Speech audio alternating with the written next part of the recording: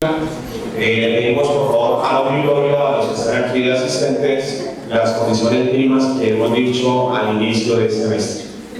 Que tengan todo un buen día. Ojalá. Muy buenos días. Bueno, en primer lugar quiero dar un agradecimiento especial al profesor Albert por esta invitación y por supuesto a la Universidad Antonio Nariño. A ustedes por estar acá. Espero que realmente el rato que podamos compartir les sea ameno, les sea útil, que no los aburra, que puedan, digamos, verle la utilidad a esta temática que para mí es muy apasionante. Es un tema que he venido trabajando durante varios años, tanto en temas teóricos como en el trabajo práctico, que termina siendo aún más importante en territorios, en municipios, en regiones como la del Magdalena Medio, donde en algún momento tuve la oportunidad de coordinar un observatorio de mercado laboral para 9 municipios de esa región. Como lo decía el profesor Albert, pues el tema que les traigo hoy es sobre trabajo decente y desarrollo humano. Son, digamos, dos temas que aparentemente son distintos, pero un poco el objetivo de poder traer estos dos conceptos juntos es justamente compartirles a ustedes algunas reflexiones alrededor de esa relación que se debe establecer y de por qué es importante no solamente hablar de trabajo o de derecho al trabajo o de oportunidades de trabajo, sino ponerle un apellido a ese trabajo, que en este caso es el trabajo decente. Antes de dar inicio y mostrarles incluso el contenido de esta presentación, creo que me toca con para pasarlo. Muchos de ustedes, esperaría yo, que estén a la expectativa de lo que va a pasar mañana, ¿o no? No sé. Y no es Domingo de Ramos, no estoy hablando de eso. Estoy hablando de Game of Thrones.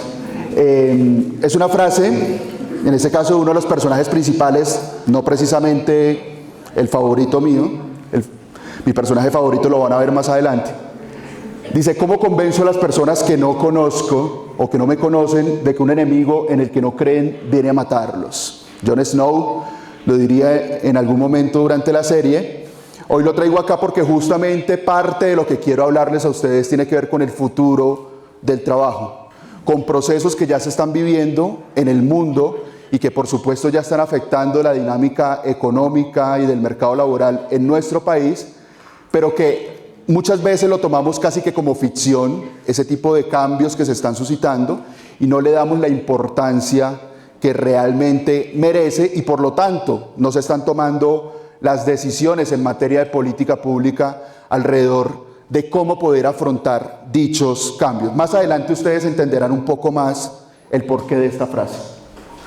Ese es un poco el contenido.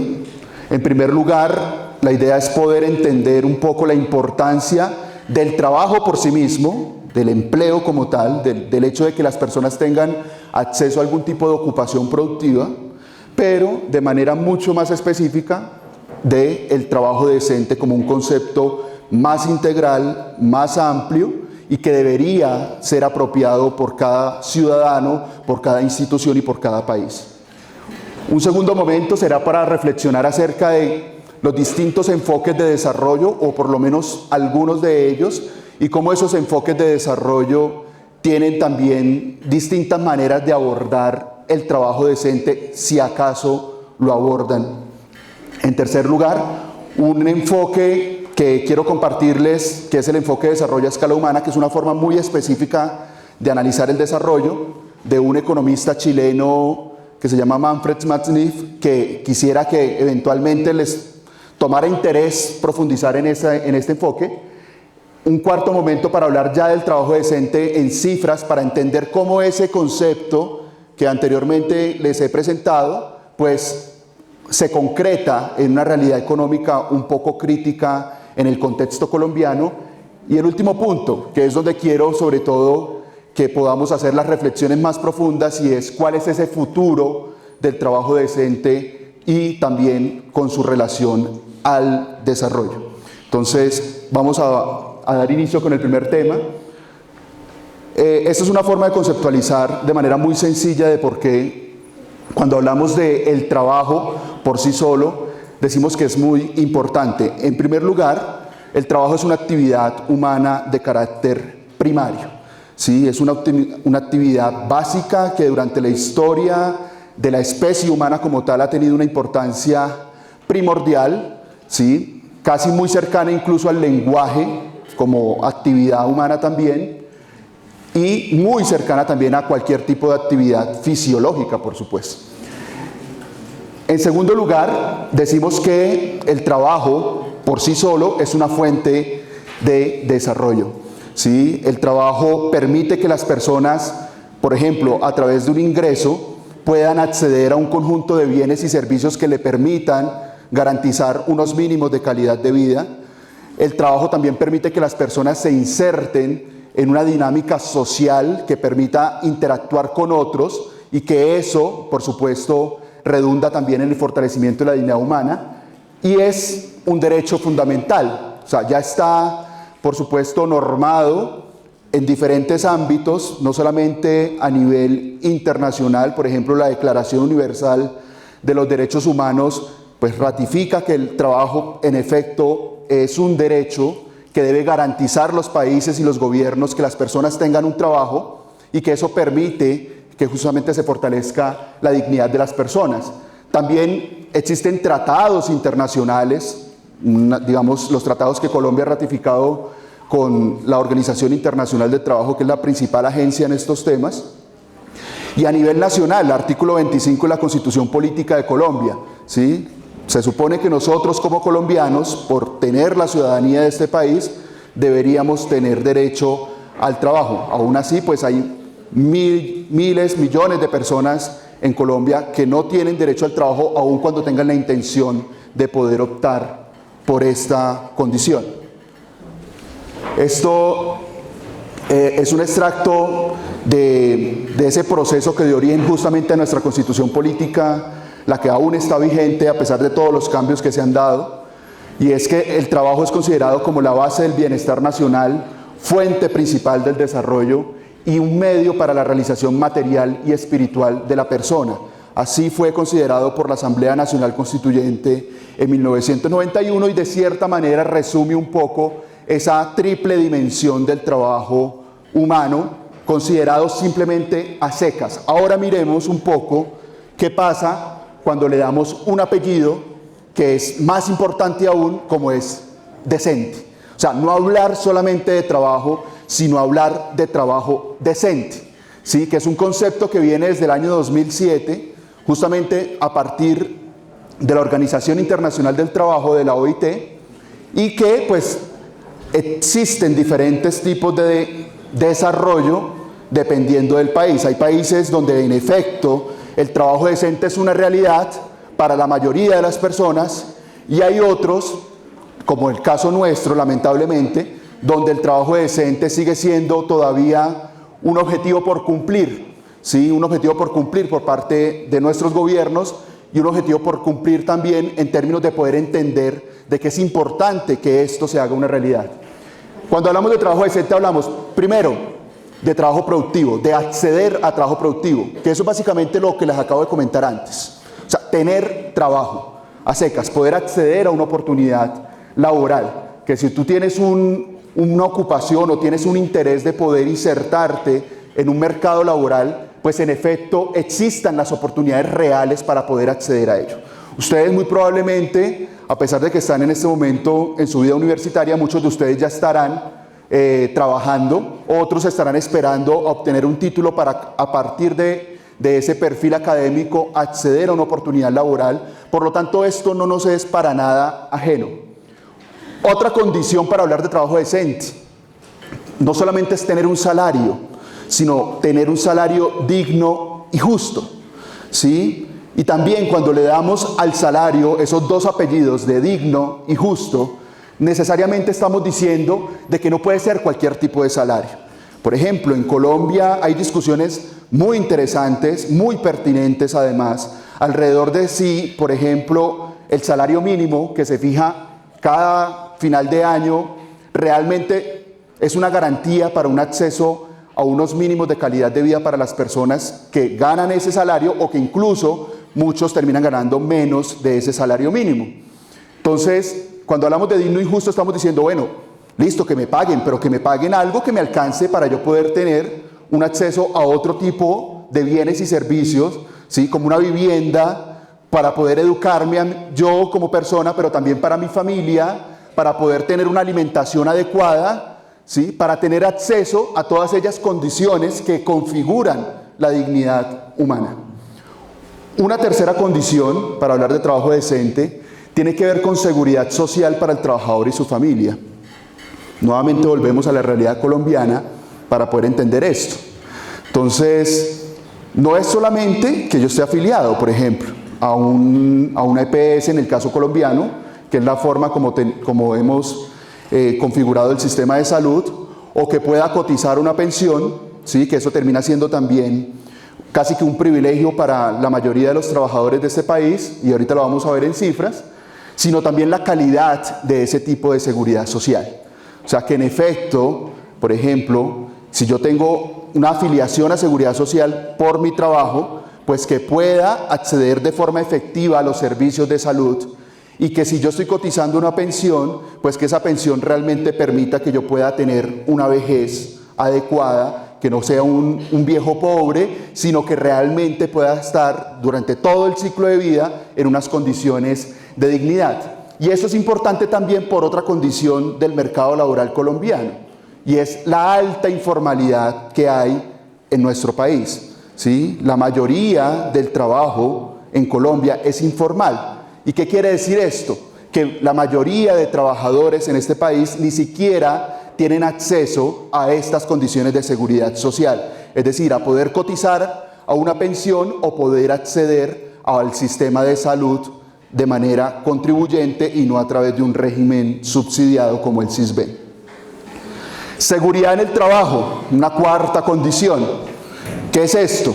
Es que si usted desarrolla cualquier tipo de actividad ocupacional, pues tenga unas condiciones adecuadas para poder salvaguardar su integridad física e incluso mental. Entonces, si usted, por ejemplo, por su trabajo debe subirse a un andamio, debe estar haciendo trabajo de altura, pues usted debe tener unas condiciones que le permitan justamente que si se cae, aunque debería ni siquiera darse, digamos, esa condición de que se llegue a caer de allí del andamio, pues tenga un casco, tenga un arnés, es decir, tenga todas esas condiciones que le permitan que se disminuya al extremo el riesgo de que su integridad pueda afectarse.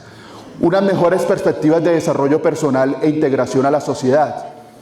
Su trabajo no debería aislarlo de la sociedad, sino que debería permitirle integrarse cada vez más a las dinámicas sociales.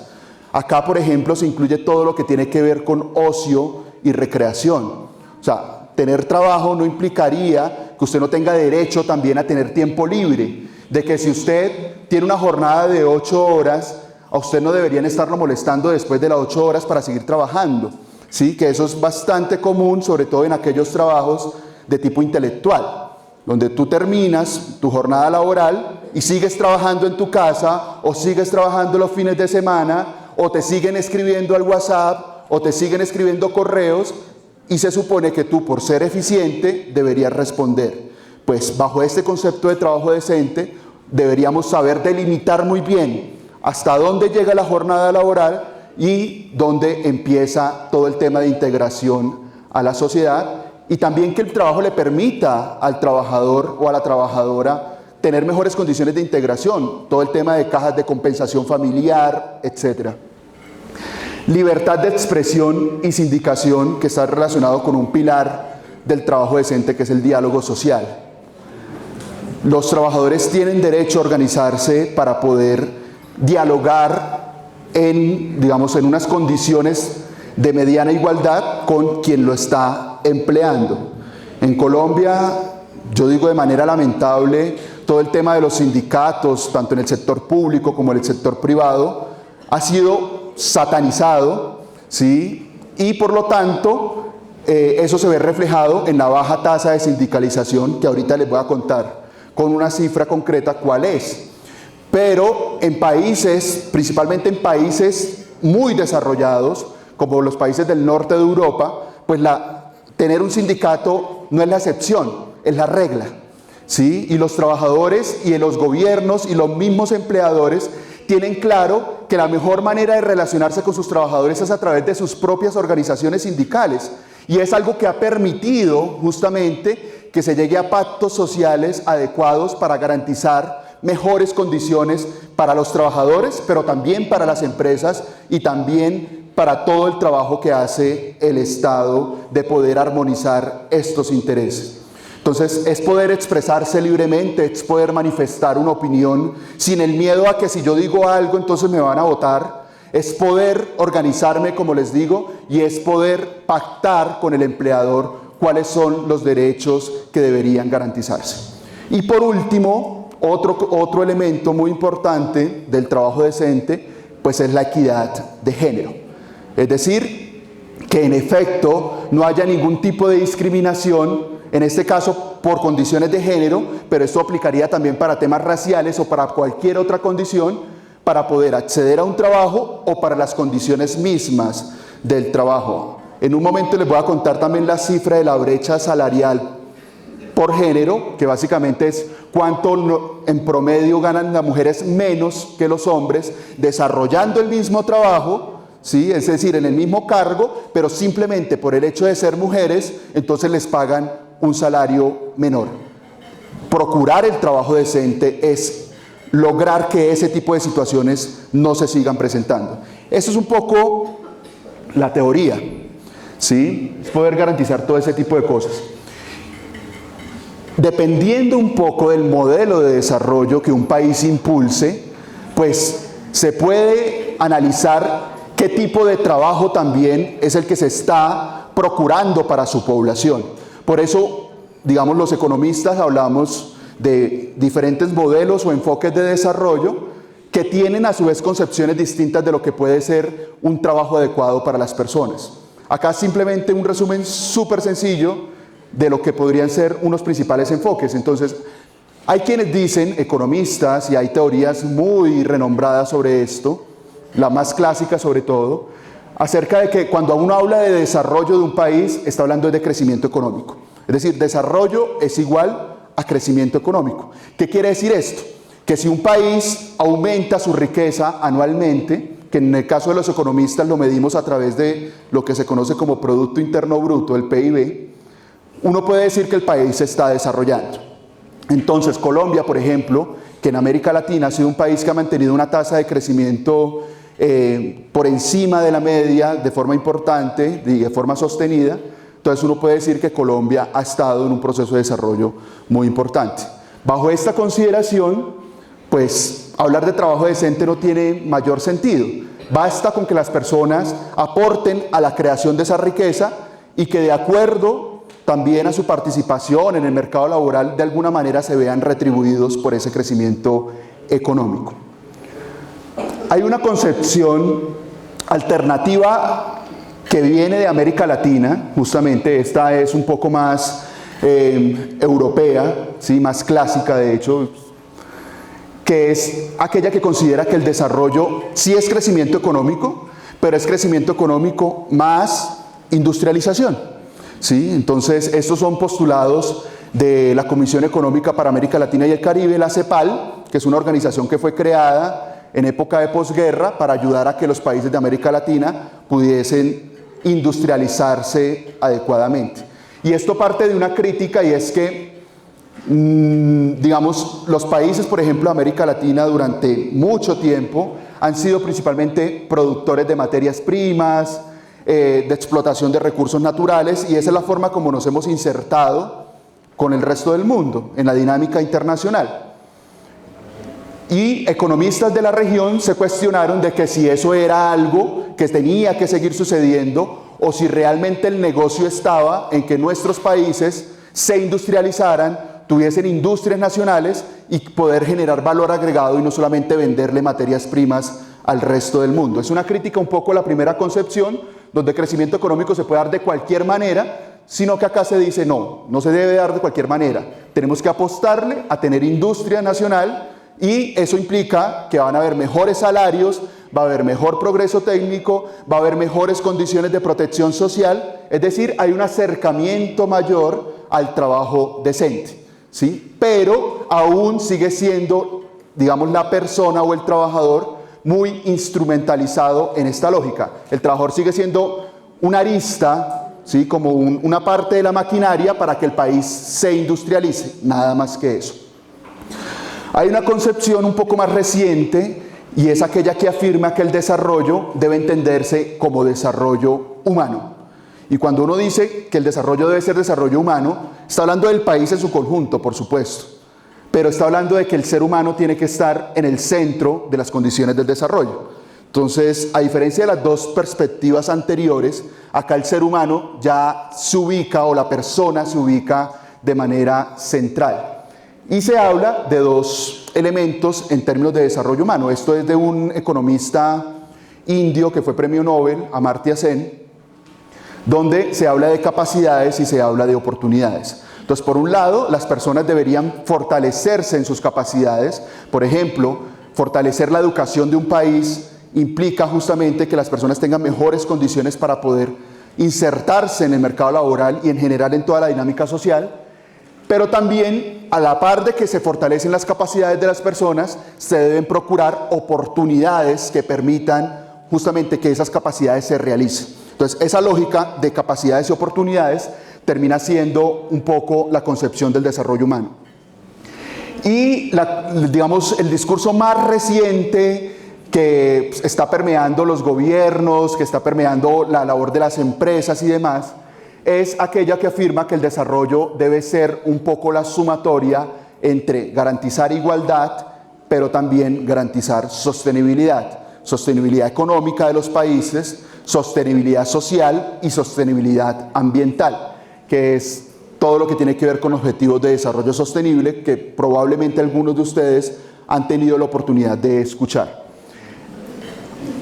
Un pasonazo muy breve alrededor de algunas concepciones. Sin embargo, la concepción que yo les quiero presentar es todavía distinta a estas cuatro y es alternativa y surge un poco de América Latina y es lo que se conoce no como desarrollo humano, sino como desarrollo a escala humana, que como les decía hace un rato es de un economista chileno que se llama Manfred Matt-Smith, que fue premio Nobel alternativo de economía, que es como una premiación un poco distinta a la tradicional que se hace en Suecia, y que ha sido construida no solamente por él, sino por muchísimos científicos sociales, no solo economistas, sino antropólogos, sociólogos, trabajadores sociales, psicólogos. Muchísimas profesiones aportaron a que esta teoría exista.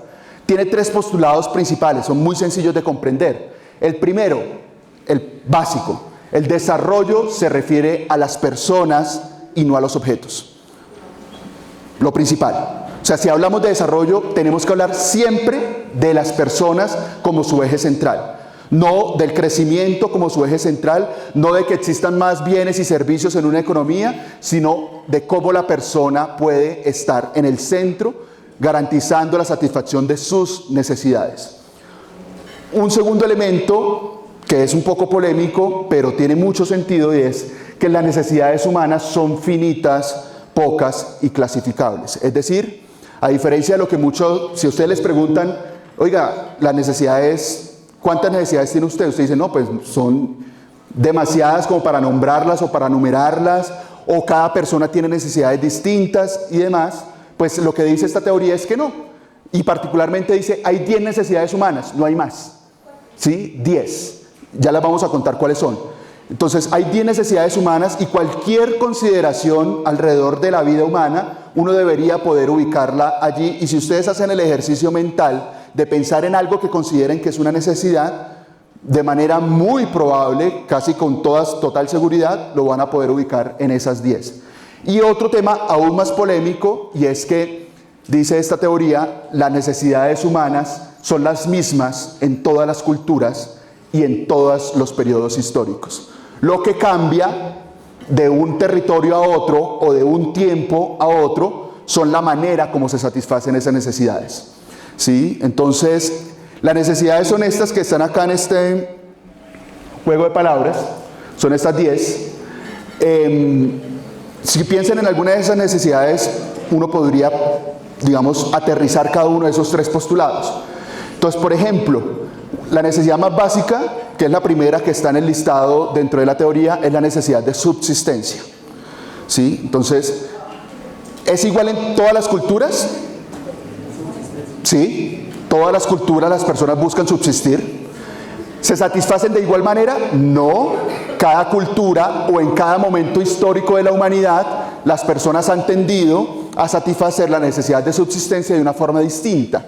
¿Sí? Está la necesidad de protección, de sentirse protegido, de sentirse que su integridad física está salvaguardada.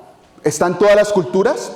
Sí, las culturas procuran de una u otra forma, que esa es la diferencia, poder garantizar la protección de sus miembros. Identidad. ¿Las personas en general buscan identidad?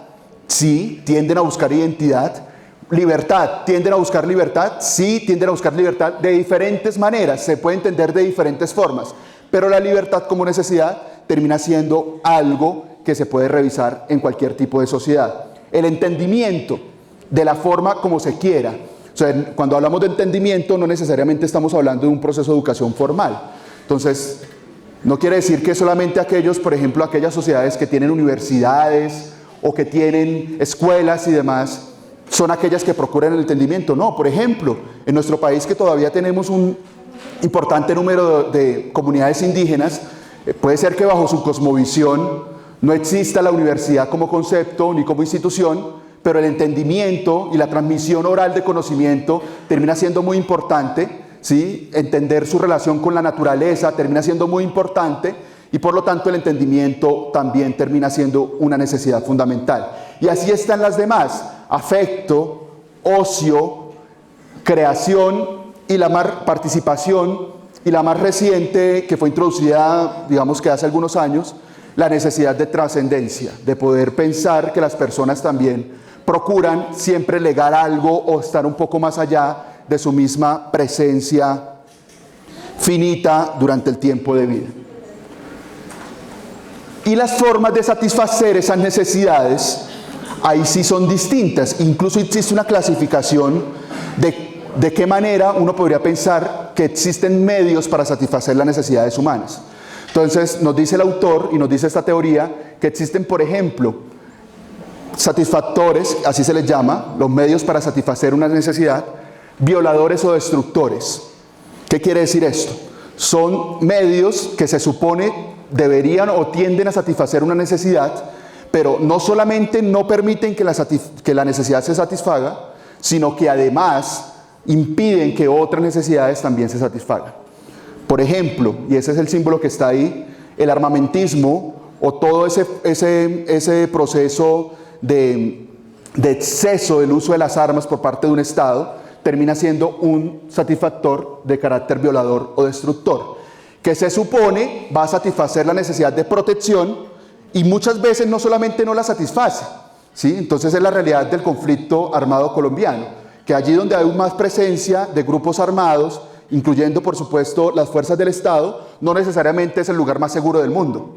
Termina siendo donde más, digamos, asesinatos se cometen, donde mayor vulneración de derechos humanos hay, y por lo tanto no se satisface la necesidad de protección y de paso no permite que se satisfagan otro tipo de necesidades como la libertad, ¿sí? Como el entendimiento, como el ocio. El entendimiento, por ejemplo, cuando se destinan más recursos a la guerra y menos a otro tipo de procesos como la educación, eso hace que estas condiciones sean de tipo violador o destructor. En materia de mercado laboral existen múltiples ejemplos. Por ejemplo, el trabajo infantil. El trabajo infantil se supone que es un medio para generar subsistencia, pero termina siendo un satisfactor, violador, destructor de otro tipo de posibilidades para, digamos, los niños y para la sociedad en general. Pseudosatisfactores son distintos a los primeros. Son aquellos que, digamos, se cree o aparentemente satisfacen una necesidad, pero realmente cuando se profundiza en ello no es que la esté satisfaciendo mucho. El ejemplo acá es la moda. Entonces la moda, en general, la moda tiende a satisfacer la necesidad de identidad. Entonces, tú te vistes de una manera determinada utilizas determinadas marcas comerciales, se supone que estás creando una identidad, pero si uno analiza sociológicamente el fenómeno, de manera probable, pues realmente te están creando la identidad a ti. Entonces, realmente el ser humano no está creando una identidad a partir de ese satisfactor.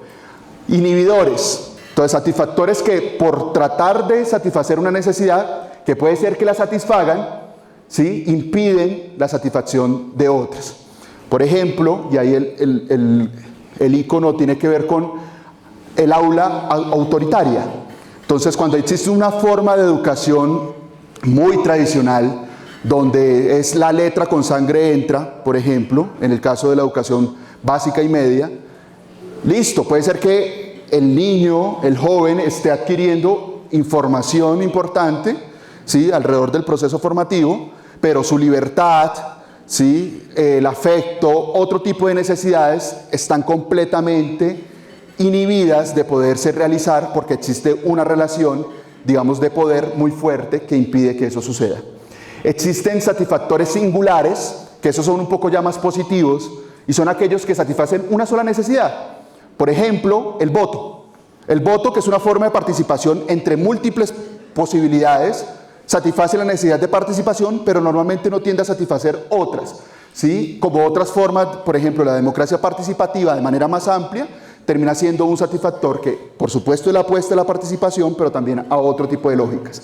Y los ideales, que son los satisfactores sinérgicos, que son aquellos que tienden a satisfacer una necesidad, pero al mismo tiempo satisfacen múltiples necesidades al tiempo.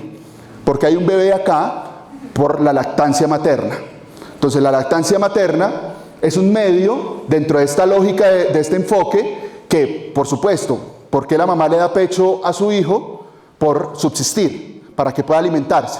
Pero hay afecto, ¿sí?, hay protección, es decir, hay otro tipo de necesidades que se están satisfaciendo al mismo tiempo, y por eso la lactancia materna cada vez se considera como una condición muy importante que las sociedades deberían promocionar. Digo todo esto para poder entender por qué el trabajo decente dentro del desarrollo a escala humana podría considerarse como un satisfactor multisinérgico.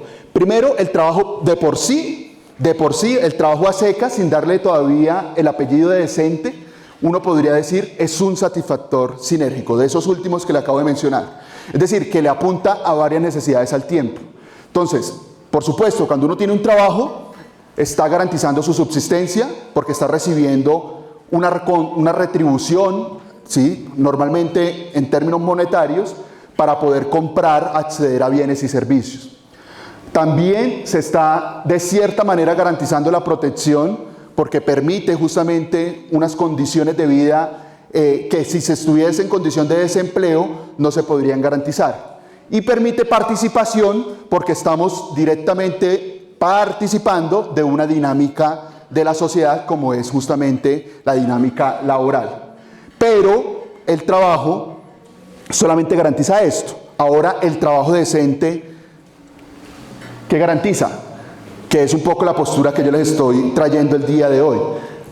Desde mi punto de vista, eso es una construcción propia, el trabajo decente es un satisfactor multisinérgico. O sea, ni siquiera hace parte del enfoque teórico, o sea, esa palabra la acuñé yo, no hace parte del enfoque teórico de Manfred Max Neef, pero yo considero, bajo un análisis, digamos, de cada uno de los elementos que hacen parte del trabajo decente, que en efecto, cuando uno habla de trabajo decente, con todas esas condiciones que les expliqué hace un rato, pues está garantizando que haya subsistencia, que haya protección, que haya libertad, que haya ocio, que haya afecto, que haya incluso trascendencia, que haya participación. Es decir, que cada una de las 10 condiciones o de esas 10 necesidades que hacen parte del desarrollo a escala humana, de cierta manera se estén garantizando a través simplemente de poder promocionar el trabajo decente dentro de una sociedad. De allí la importancia de, primero, tener un enfoque de desarrollo mucho más amplio, de simplemente decir que el desarrollo es crecer y crecer y crecer,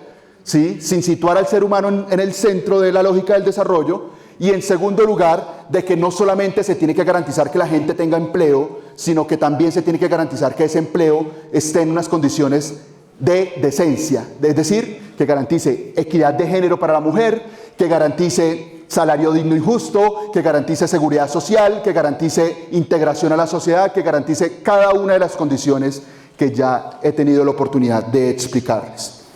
Sin embargo, para el caso colombiano, el trabajo decente, cuando lo vemos en cifras, pues sigue siendo una quimera, sigue siendo un propósito por alcanzar.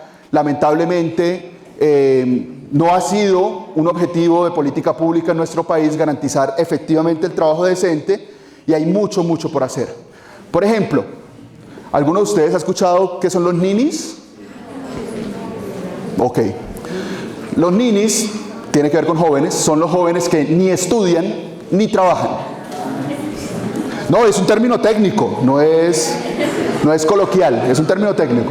Se utiliza en general en economía y en estadística. Entonces, en Colombia, por ejemplo, hay un 13% de esos jóvenes que ni estudian ni trabajan, ¿sí? Y es una tendencia que, de acuerdo a las últimas cifras de mercado laboral, ha tendido a crecer en muchas ciudades del país.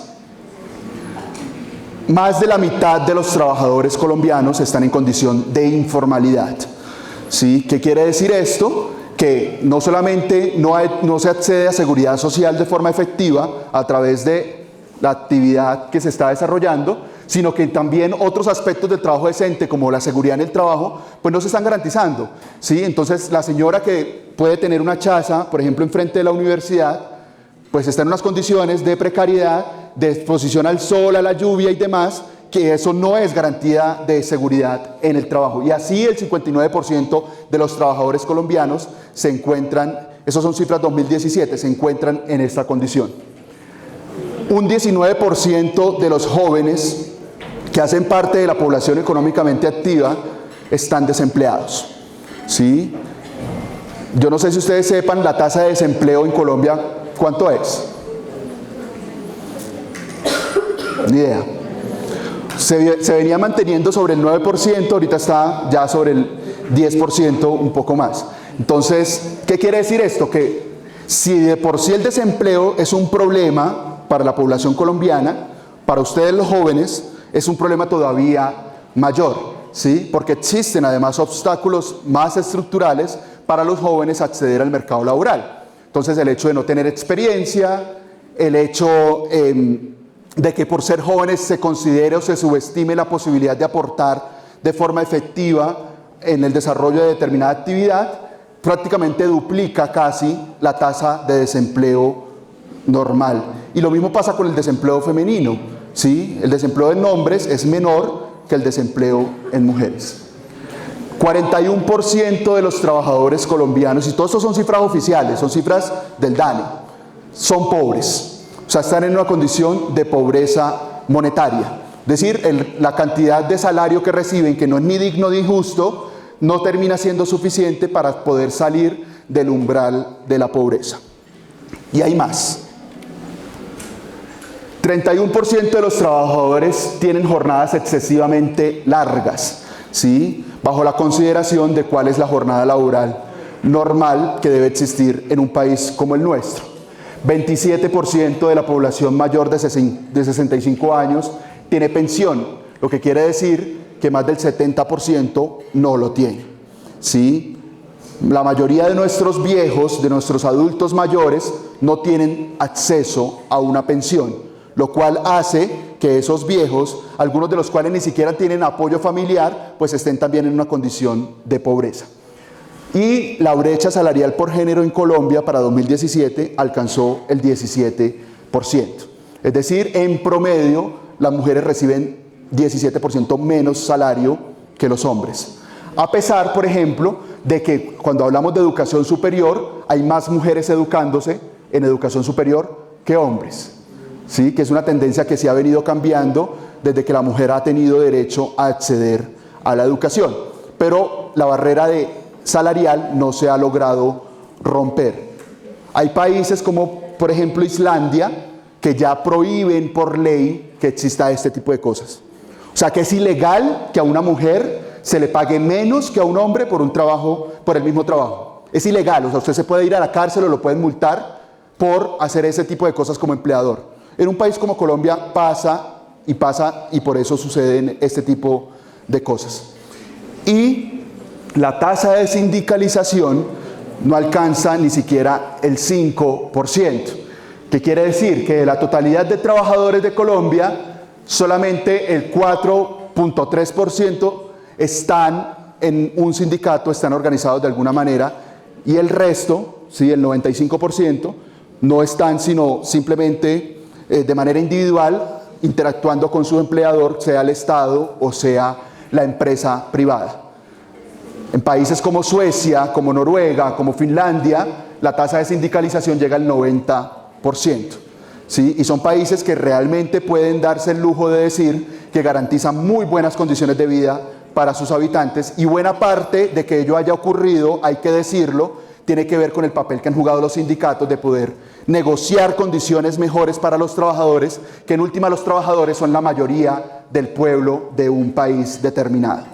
Entonces, esto también, digamos que hay que reflexionar muchísimo al respecto, y es de qué manera justamente el sindicalismo ha sido muy maltratado, no solamente con ideas.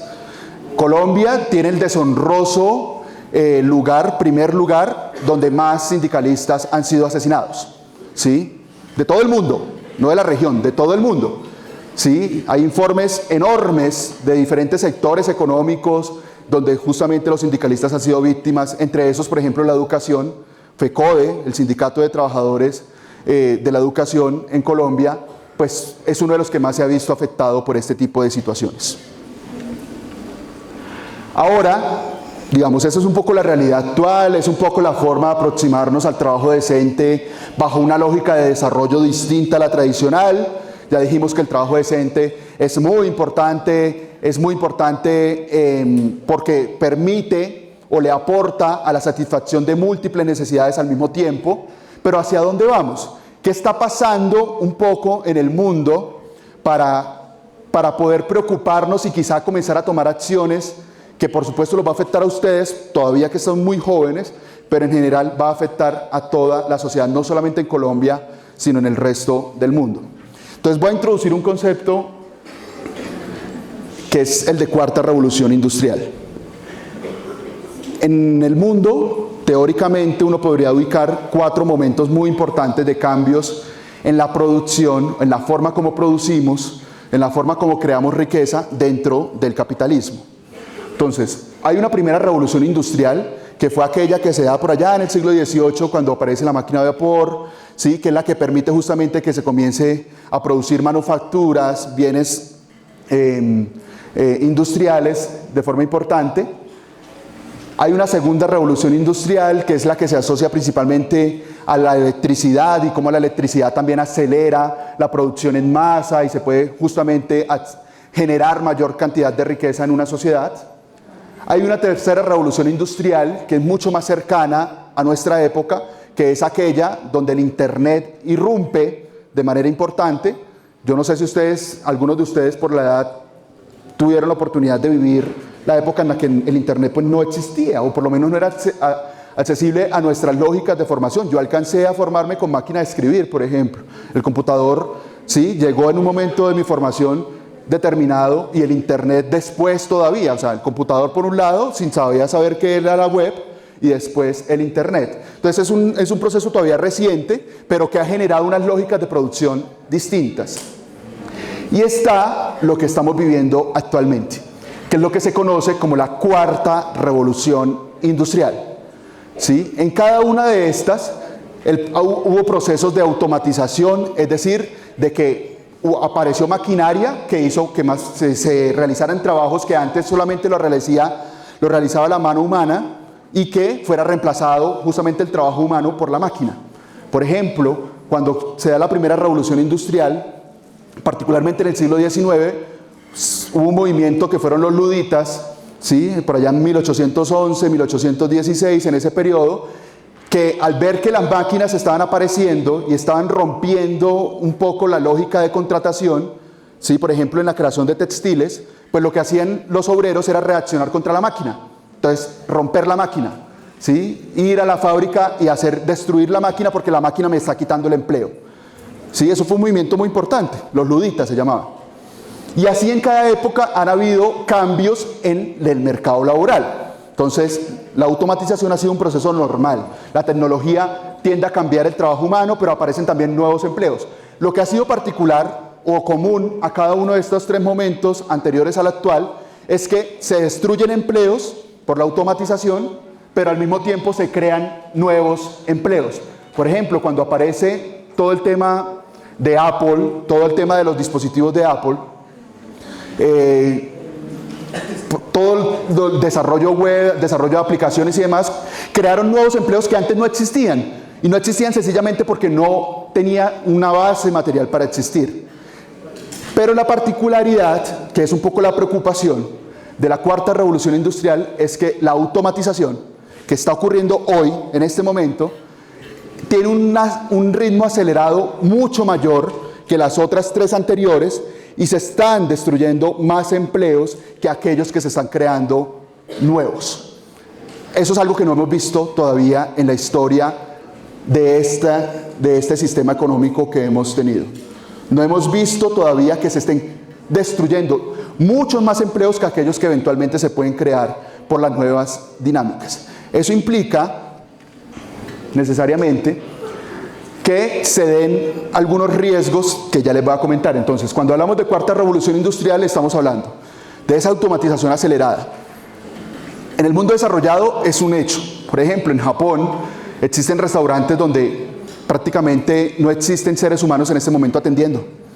O sea, por ejemplo, restaurantes de sushi, donde el sushi lo hace una máquina, lo transporta una banda, ¿sí?, para llevarlo a la mesa. En la mesa hay unas tablets electrónicas incrustadas dentro de la mesa para usted hacer el pedido, y por lo tanto no necesita a nadie para pedirle, y el pago es completamente electrónico. Usted no tiene interacción con nadie.